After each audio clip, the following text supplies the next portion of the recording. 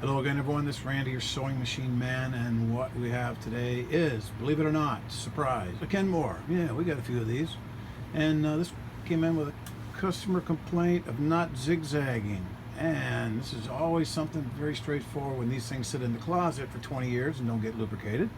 The needle bar won't swing left and right because there's a metal pendulum in there, and it goes into a little stopper, and it has to have a little oil on it because the tolerances are very close, but it's a very precision made machine. And inside here it says made in Japan, so you know it's the good stuff. This is a model 158-16250, and it's a super high shank, which means it'll be a little more interesting getting accessories and stuff that are out there. You just have to look. It's not a high shank, it's not a low shank, it's a super high shank Kenmore.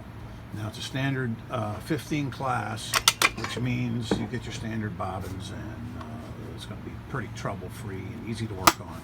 Nice little machine. It's got the free arms, got the convertible bed on it, self-adjusting tension. It's got the bobbin winder on the top. It's made out of metal. Really? Yes, metal.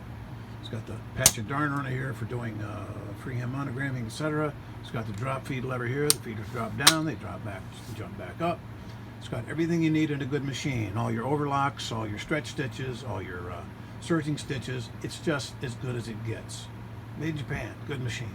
And I'm making this for the customer so I can show her when you wind the bobbin. This is the bobbin case on a different machine, but if this is where hers came in with the bobbin, with the thread rather, sticking out of the side of the bobbin. This is a 100%. Don't do it. No, right there.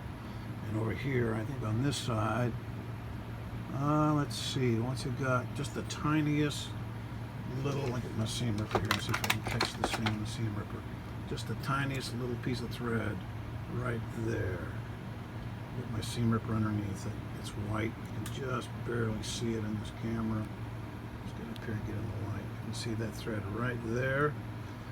If any thread is sticking out, if it's like crazy sticking out, like this one here, or it's just tiny little sticking out like this right here, on that side, the tiniest little deal.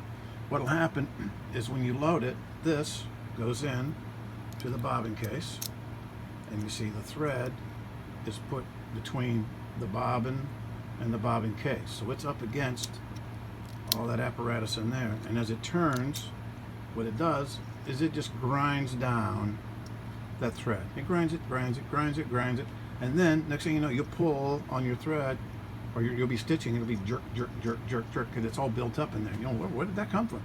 That's from that thread. So whenever you wind a bobbin, make sure all the thread is 100% inside the walls of the bobbin, not sticking out on either side. No matter how big it is, it'll cause a malfunction.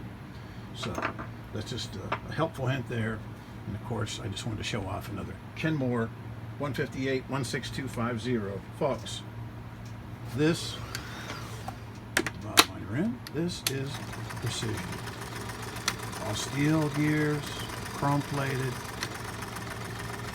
This is a Lexus. That's what a Lexus sounds like. Perfection. If you can find one of these, someone's got one in their closet somewhere, go talk them out of it. Grandma, Aunt Louise, somebody's got one. Oh, I don't use that old thing anymore. Say thank you very much.